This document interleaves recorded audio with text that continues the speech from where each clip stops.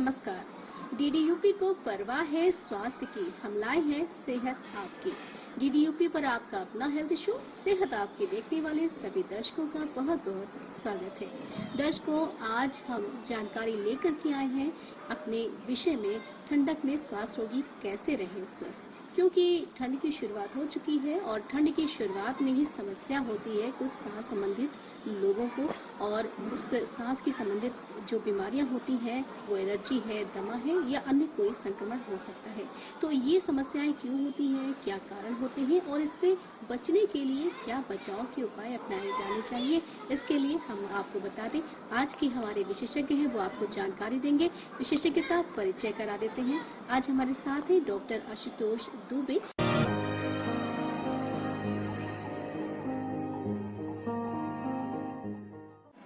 Doctor Dubey, जैसा कि बहुत सारे लोगों को अलग अलग समस्याएं होती हैं ठंड के मौसम में, और उन्हीं समस्याओं से जुड़ी हुई समस्या है श्वास संबंधित बीमारियां।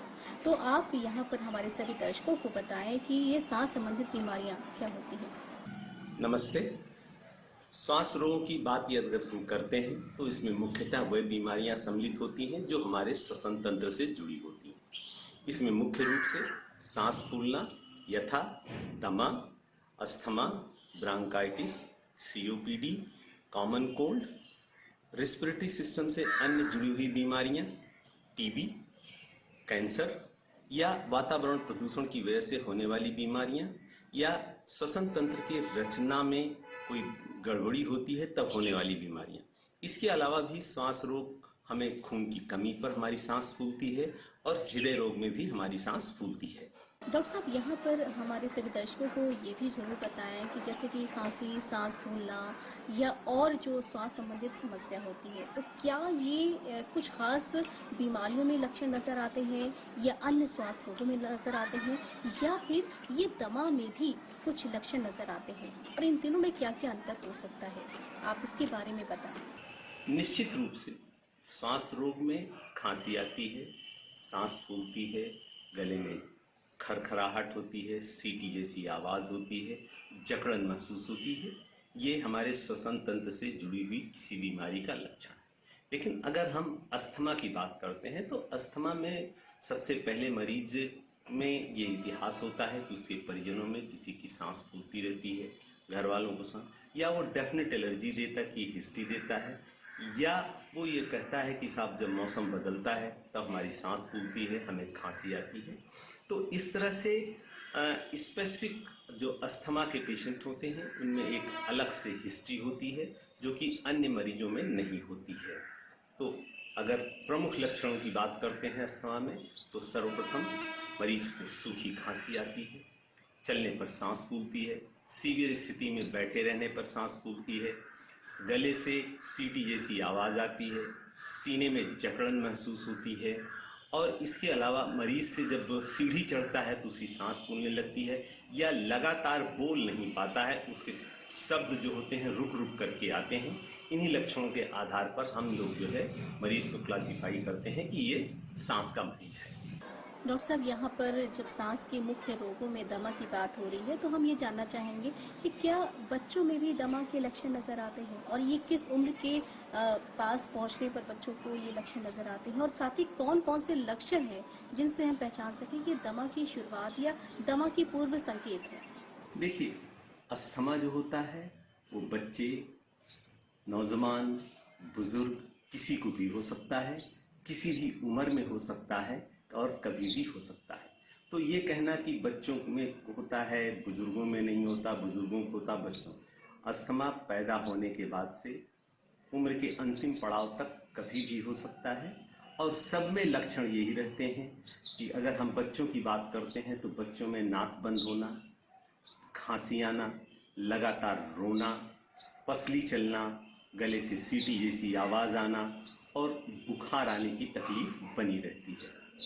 अगर परिवार में किसी को श्वास रोग की समस्या है या दमा की समस्या है या दमा की शुरुआत है, तो डॉक्टर साहब यहाँ पर उनके परिवार के लोगों को क्या क्या खास सावधानी बरतनी चाहिए, और साथ ही साथ उनके कहा जाता है कि ये जेनेटिक प्रॉब्लम हो सकती है, तो उनकी जो वंशज है यानी कि जो परिवार की जो अन्य पीढ़ी है, आने वाली पीढ़ी है, उनके लिए भी क्या क्या खास सावधानी बरतनी चाहिए?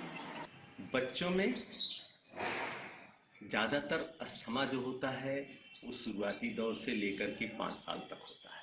5 साल तक के अस्थमा जो होते हैं बच्चों में, वो वायरल संक्रमण की वजह से होते हैं।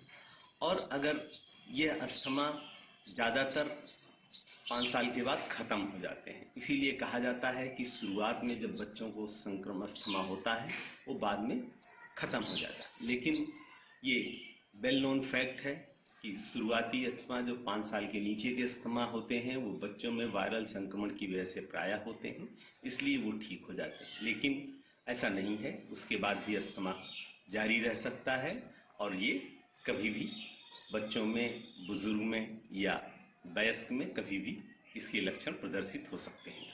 यहाँ पर हमारे दर्शकों को ये भी ज़रूर बताएं कि श्वास रोगों में हमें क्या क्या खास जांच करवाना चाहिए, और अगर दमा की कोई शिकायत लगती है तो उसके लिए भी हमें कहाँ पर टेस्ट करवाएं और किस प्रकार के टेस्ट होते हैं जिससे ये हमें स्पष्ट रूप से पता चलता है कि अस्थमा की शुरुआत है। की पहचान मुख्यतः डॉक्टर अपने अनुभव से, मरीज के इतिहास से और मरीज का परीक्षण करके ही पता लगाता है। इससे सर्वप्रथम मरीज की हिस्ट्री ली जाती है। मरीज से पूछा जाता है कि उसके परिवार में किसी अन्य को सांस फूलने की दिक्कत तो नहीं है, कब से सांस फूलने की दिक्कत है, किन चीज़ों से सांस अधिक फूलती है या किस तरह का परिवर्तन होने से सांस फूलती है, इन सब की हिस्ट्री ली जाती है। इसके अलावा डॉक्टर्स अपने स्टेथोस्कोप से मरीज के सीने को ऑस्कल्टेट करते हैं। उसमें एक सीटी जैसी आवाज़ आती है जिसको हम लोग रॉन्काई कहते हैं, इससे पता चलता है। जांच में सीने का एक्सरे कराया जाता है, रक्त की जांच की जाती है। इसके अलावा एक होता है पल्मोनरी फंक्शन टेस्ट। इसका एक सहज रूप होता है स्पायरोमीट्री। स्पायरोमीट्री में एक लंबी पाइप होती है जिसे मरीज से फूंक मरवाई जाती है। फूंक मरवाने के बाद मरीज को इनहेलर दिया जाता है। इनहेलर देने के 10 से 15 मिनट के बाद फिर से पाइप में फूंक मारी जाती है। तो दोनों के वॉल्यूम का अध्ययन किया जाता है और अगर इसमें काफ़ी सुधार आता है तब ये माना जाता है कि इसको दमा नहीं है, और काफ़ी कम सुधार होता है तब ये माना जाता है कि इसको दमा है। तो ये इसके सरल तरीके होते हैं और इसी आधार पर दमा की पहचान की जाती है। क्या यहाँ पर जब इनहेलर की बात की जाती है और इनहेलर की डोज की बात की जाती है, जो इंडियन गाइडलाइन है वो क्या कहती है कि कितनी डोज लेनी चाहिए इनहेलर के रूप में? देखें, अब वो जमाने लग गए कि जब कहा जाता था दमा दम के साथ जाता है। आज विज्ञान इतना विकसित हो गया है कि दमा का मरीज भी एक आम आदमी की तरह जीवित रह सकता है, एक आम आदमी की तरह अपनी जीवन शैली का उपयोग कर सकता है। बस बात सिर्फ इतनी है कि आप एक प्रशिक्षित सुयोग्य चिकित्सक से अपना उपचार कराएं, समय पर दवा लें, चिकित्सक द्वारा बताई गई औषधियों का नियमित प्रयोग करें और चिकित्सक के बताए गए नुस्खे के अनुसार ही अपनी जीवन शैली को ढालें। अगर कोई भी व्यक्ति चिकित्सक की सलाह से, श्वसन रोग विशेषज्ञ की सलाह से अपनी जीवन शैली को अपनाता है तो निश्चित रूप से उसमें किसी प्रकार का कोई अवरोध नहीं होता, वो एक आम आदमी की तरह रह सकता है।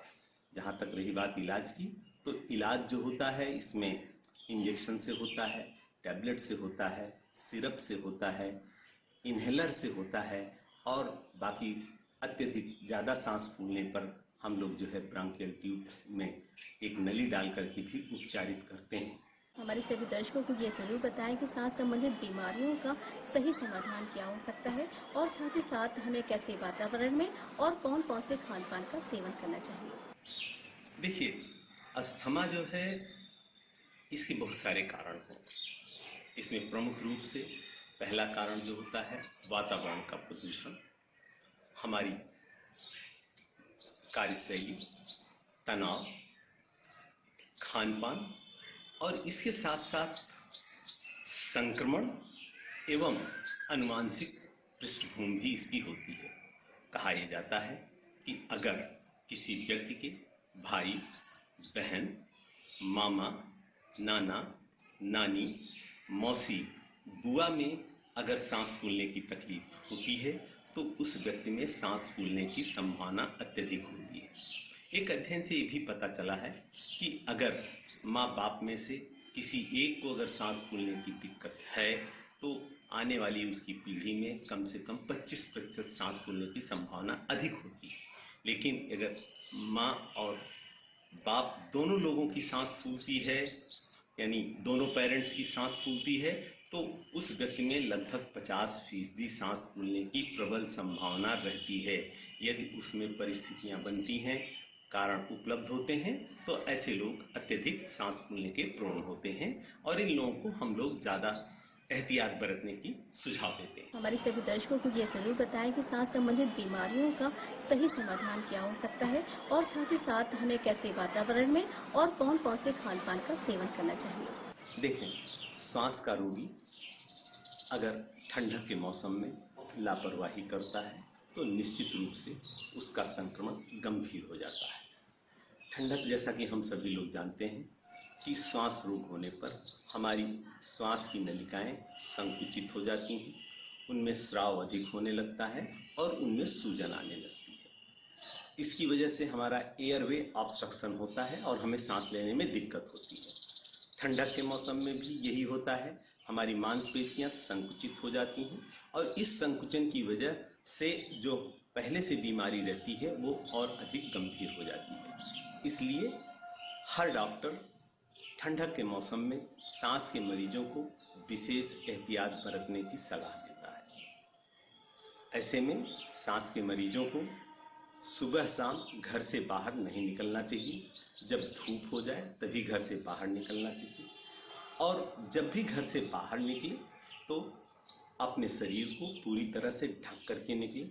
सर पर कैप होना चाहिए, गले में मफलर होना चाहिए, पूरी बांह के कई कपड़े होने चाहिए, एक कपड़े नहीं कई कपड़े होने चाहिए। जूता चप्पल न पहन करके मोजे के ऊपर ही जूता चप्पल पहनना चाहिए। इसके साथ साथ हमें और चीज़ों से बचना होता है, जैसे कि प्रदूषित जगहों पर न जाए, जहाँ पर धूल धुआं गर्दा हो वहाँ नहीं जाना चाहिए, या जहाँ पर पशु पक्षी पाले जाते हों उन जगहों पर नहीं जाना चाहिए, या जहाँ पर पूजा या हवन हो रहा है, जहाँ पर महकदार चीज़ें निकल रही हैं, हमें वहाँ नहीं जाना चाहिए। और इसी के साथ साथ जहाँ पर झाड़ू लग रही है या खाना बनाया जा रहा है वहाँ भी हमें जाने से परहेज करना चाहिए। इसके अलावा सांस के मरीजों को अपनी दवाएं नियमित रूप से अपने पास रखना चाहिए, क्योंकि जब सांस फूलने को होती है तो सबसे पहले मरीज को पता चल जाता है कि उसकी सांस फूलने वाली है, और जैसे ही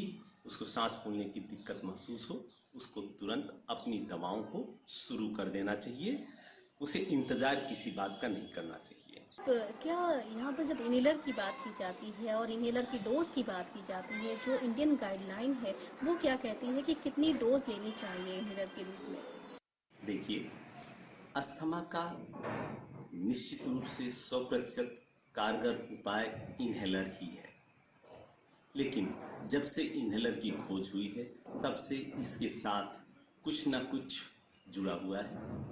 लोगों में एक भ्रांति है कि इनहेलर अस्थमा का अंतिम इलाज है। अगर एक बार किसी को इनहेलर शुरू हो गया तो हमेशा उसको इनहेलर लेना है, ये एक भ्रांति है। दूसरा, इसके साथ एक सोशल स्टिग्मा जुड़ा हुआ है। अगर कोई व्यक्ति इनहेलर लेना शुरू कर देता है तो उसके समाज के लोग उसको जान जाते हैं कि वो अस्थमा से पीड़ित है। लेकिन मैं फिर यहाँ बताना चाहूँगा कि इनहेलर 100% उपयोगी है, 100% सेफ है। इसकी खास बात होती है कि इसमें दवा की मात्रा माइक्रोग्राम में जाती है और जहाँ पर उस दवा का उपयोग होता है वहाँ पर पहुँचती है।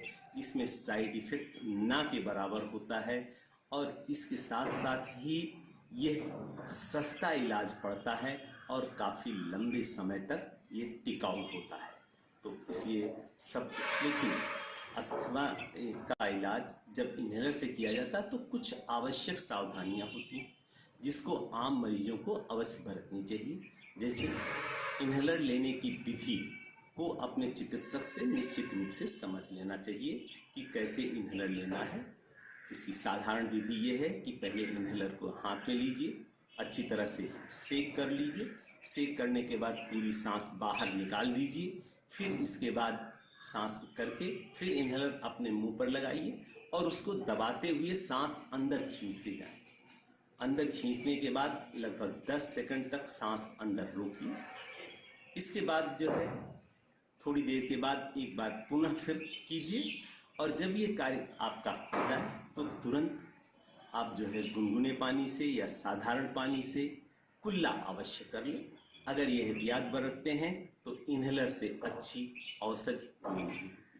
इन्हेलर से संबंधित एक और प्रश्न है, हम आपसे उसका उत्तर जानना चाहेंगे कि क्या बच्चों की और बड़ों के इन्हेलर के डोज में भी अंतर होता है? इन्हेलर से इलाज बच्चों में भी किया जा सकता है, बड़ों में भी किया जा सकता है, बुजुर्ग में भी किया जा सकता है। लेकिन बच्चों में इन्हेलर लेने में थोड़ी दिक्कत होती है, तो इसके लिए एक अलग से डिवाइस आती है, स्पेसर। इसमें होता है कि एक डिब्बा होता है, इस डिब्बे में हम इन्हेलर की पफ डाल देते हैं और बच्चे के मुंह पर मास्क लगा करके उसमें बच्चे को सांस लेने को करते हैं। इसी तरह से कुछ लोग जो होते हैं, बुजुर्ग लोगों में इन्हेलर खींचने में दिक्कत होती है, तो उसके लिए रोटा कैप्स आते हैं। रोटा कैप में सूखा पाउडर होता है, वो एक डिवाइस होती है, उसमें फिट कर देते हैं। इसके बाद जो है उन लोगों से कहते हैं उसे खींचने के लिए कहते हैं। ये सब बराबर इफेक्टिव है। डोज जो होती है, दवा की मात्रा डिपेंड करती है कि कितनी सांस फूल रही है आपकी और कौन सा इन्हेलर ले रहे हैं। बच्चों में दवा की मात्रा का कम प्रयोग करना पड़ता है, लेकिन बच्चों की बीमारी की सीवियरिटी के अनुसार से डॉक्टर इसकी डोज तय करता है। बुजुर्ग में और वयस्क में दवा की मात्रा ज़्यादा पड़ती है और अटैक होने की स्थिति में एक बार दो बार नहीं, कम से कम 20 से 25 बार तक पफ लिया जा सकता है और ये सुरक्षित रहता है। इसलिए इन्हेलर से उपचार 100% सुरक्षित होता है। इन्हेलर का प्रयोग हमेशा करें और अपने को स्वस्थ रखें। श्वसन संबंधित बीमारियों में एलर्जी राइनाइटिस क्या है, इसके क्या लक्षण होते हैं और साथ ही इसका समय पर सही उपचार न होने पर क्या ये दमा जैसी गंभीर रूप को भी लेता है? एलर्जिक राइनाइटिस और अस्थमा दोनों में चोली दामन का साथ है। एक अध्ययन से ये पता चला है कि अस्थमा के मरीज में 30% लोग एलर्जिक राइनाइटिस से ग्रसित होते हैं और एलर्जिक राइनाइटिस के मरीज लगभग 60% दमा से ग्रसित होते हैं। एलर्जिक राइनाइटिस में भी वही परिवर्तन होता है जो अस्थमा के मरीजों में होता है। इसमें हमारी नाक की जो श्लेष्मा होती है उसमें सूजन आ जाती है, सिक्रीशंस अधिक बनने लगते हैं और हमेशा हमें छींक आने लगती है, गले में खुजलाहट होने लगती है और जब ये एलर्जेंस हमारे नीचे तक चले जाते हैं तो ये हमें अस्थमा के कारण हो जाते हैं। तो एलर्जी राइनाइटिस के जो मरीज होते हैं उनका भी उपचार हम लोग जो है नेजल स्प्रे से करते हैं और एंटीहिस्टामिनिक से करते हैं, स्टीम से करते हैं। तो जिस किसी को एलर्जिक राइनाइटिस है तो उसको हमेशा सतर्क हो जाना चाहिए, चिकित्सक से सलाह लेना चाहिए कि उसे क्या करना है क्या नहीं करना है, नहीं तो उसका आगे का जीवन कष्टमय हो सकता है। यहाँ अब जो आजकल का जो माहौल है, साथ ही साथ आजकल के समय जो बदलता हुआ कोरोना का संक्रमण का जो एक नया रूप आया है, नया स्ट्रेन आया है, इससे हम सभी को कैसे बचने की सलाह देंगे और क्या हमको खास सुरक्षा का इंतजाम करना चाहिए स्वयं के लिए और अपने आसपास के लोगों के लिए? देखें, कोरोना एक वायरल डिजीज है। कोरोना का वायरस दिसंबर 19 में चाइना में शुरू हुआ और ये पूरी दुनिया में फैल चुका है। कोरोना ने तबाही मचा रखी थी। अभी तक कोरोना की कोई दवाई नहीं खोजी जा चुकी। इसी बीच में खबर आई कि यूके में एक नया स्ट्रेन का कोरोना वायरस पाया गया। वायरस में म्यूटेशन एक आम बात है, लेकिन अमूमन म्यूटेशंस जो होते हैं वो 5 से 10 वर्ष के बाद होते हैं, लेकिन कोरोना वायरस में साल भर के अंदर ही म्यूटेशन हो गया।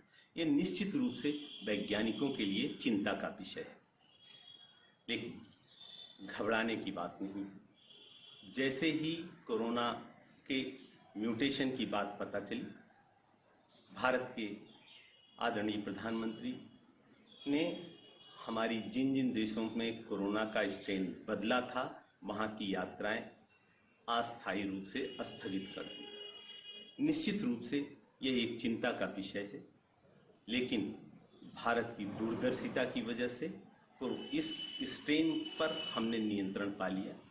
मेरी जानकारी के मुताबिक आज तक पूरी भारत में लगभग 20 केस और अपने उत्तर प्रदेश में 2 केस पाए गए हैं।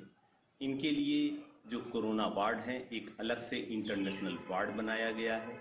इनकी निगरानी करने के लिए अलग अलग टीमें गठित की गई हैं और एक हमारी ICMR ने और भारत सरकार ने एक निश्चित दिशा निर्देश दिया है और उस दिशा निर्देश का पालन करते हुए उत्तर प्रदेश की सरकार और भारत सरकार इस पर नियंत्रण पा ली है।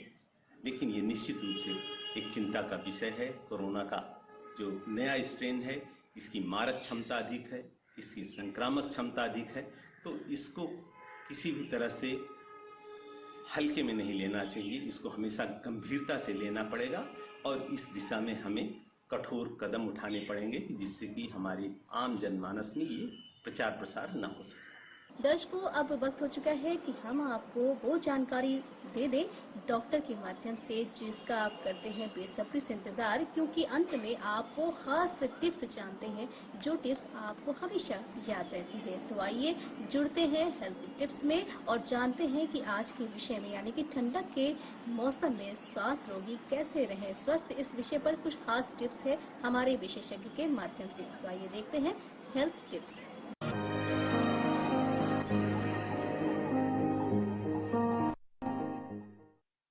संक्रमण काल और अस्थमा ये बिल्कुल वैसे है जैसे सोने पर सुहागा। अस्थमा के मरीजों की प्रतिरोधक क्षमता कम होती है और जिनकी प्रतिरोधक क्षमता कम होती है उनमें संक्रमण अत्यधिक होता है। तो इसलिए कोरोना काल में ठंडक के मौसम में अस्थमा के मरीजों को अत्यधिक सजग सतर्क रहना पड़ेगा। कोरोना से बचने का नैसर्गिक नियम वही है, जब तक दवाई नहीं तब तक ढिलाई नहीं, मतलब घर से बाहर न निकलें। अगर घर से निकलना आवश्यक है तो मास्क लगा करके निकलें और आपस में कम से कम 2 गज की दूरी बना करके रहें, अपने हाथ को सैनिटाइज करते रहें और इधर उधर थूकें नहीं और अनावश्यक रूप से अपने नाक, आंख और मुंह को न छुएं। इसके अलावा अस्थमा से बचने का मेन जो नियम है वो ये है कि जब धूप हो जाए तभी घर से बाहर निकलिए, बाकी टाइम घर में रहिए, मास्क अवश्य लगाइए, अपने हाथ को सैनिटाइज करते रहिए, पूरा सर से लेकर ऊपर नीचे तक कपड़ा पहनिए, खाने पीने में अपनी व्यवस्थित रखिए, नियमित रूप से व्यायाम करें, मौसमी साग सब्जियां फल खाएं, जहां पर धुआं होता हो वहां पर कतई न जाएं क्योंकि धुआं से हमारी ऑक्सीजन की क्षमता घटती है, तब होता है। तनाव मुक्त रहें, एसिडिटी की शिकायत नहीं होनी चाहिए, पानी खूब पीना चाहिए, अपनी दवाइयाँ जो चिकित्सक ने बता रखी हैं उसका नियमित रूप से सेवन करते रहना चाहिए। अपने घर में कुत्ता, बिल्ली या पशु पक्षी इस तरह के नहीं रखना चाहिए, रोएदार खिलौने नहीं रखना चाहिए। जिस कमरे में आप रहते हों उसमें धूल, धुआं, गर्दा नहीं होना चाहिए, उसमें कम से कम सामान होना चाहिए और जिस कमरे में आप रहते हैं उसमें झाड़ू की जगह पोछा प्रेफर किया जाता है। इसके अलावा अन्य सावधानियों में जहाँ पर हवन होता हो या अगरबत्ती जल रही हो वहाँ पर आपको नहीं जाना चाहिए। आपके घर में अगर खाना बन रहा है, छौंका भूना जा रहा है तो वहाँ पर भी आपको नहीं जाना चाहिए। इसके साथ साथ हमेशा सकारात्मक रहिए। सकारात्मकता जो होती है ये हमारे अस्थमा को कंट्रोल करती है। एक थियरी के अनुसार अस्थमा जो होती है साइकोसोमेटिक डिसऑर्डर्स भी होता है। मोटापे से ऐसे लोगों को बचना चाहिए और अपने वातावरण को शुद्ध रखना चाहिए, प्रदूषित नहीं करना चाहिए क्योंकि प्रदूषित वातावरण में हमेशा सांस फूलने की दिक्कत बनी रहती है। किसी भी कीमत पर हमें सिगरेट और शराब का सेवन नहीं करना चाहिए।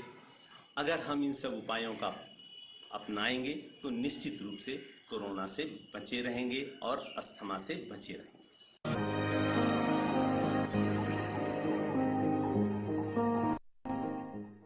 कार्यक्रम में चलते चलते हम धन्यवाद देंगे अपने विशेषज्ञ का कि आपने हम सभी को स्वास्थ्य संबंधित ये जानकारी दे करके हमें लाभान्वित किया। बहुत बहुत धन्यवाद। और दर्शकों, हम आपको भी धन्यवाद देते हैं जिन्होंने हमारे कार्यक्रम को देखा और साथ ही हमारी पूरी टीम को और सभी सहयोगियों को जिन्होंने हमें कार्यक्रम में सहयोग दिया। और अब चलते चलते हम कार्यक्रम में आपसे इतना जरूर कहेंगे कि आप सभी स्वस्थ रहें, खुश रहें, खुशहाल रहें और कोरोना की जो गाइडलाइन है उनका पालन करते चलें, क्योंकि मास्क और साथ ही जो सामाजिक दूरी है इसके साथ ही साथ आपको खास ध्यान रखना है। समय समय पर हाथ धुलने वाली जो बात है इसका भी खास पालन करना है। तो इन सभी बातों के साथ ही ठंड से भी बचे रहें, स्वस्थ रहें। मिलेंगे हम अगले कार्यक्रम में, तब तक के लिए हमें दीजिए अनुमति और देखते रहिए DDUP, क्योंकि DDUP को परवाह है स्वास्थ्य की, हम लाएंगे सेहत आपकी। नमस्कार।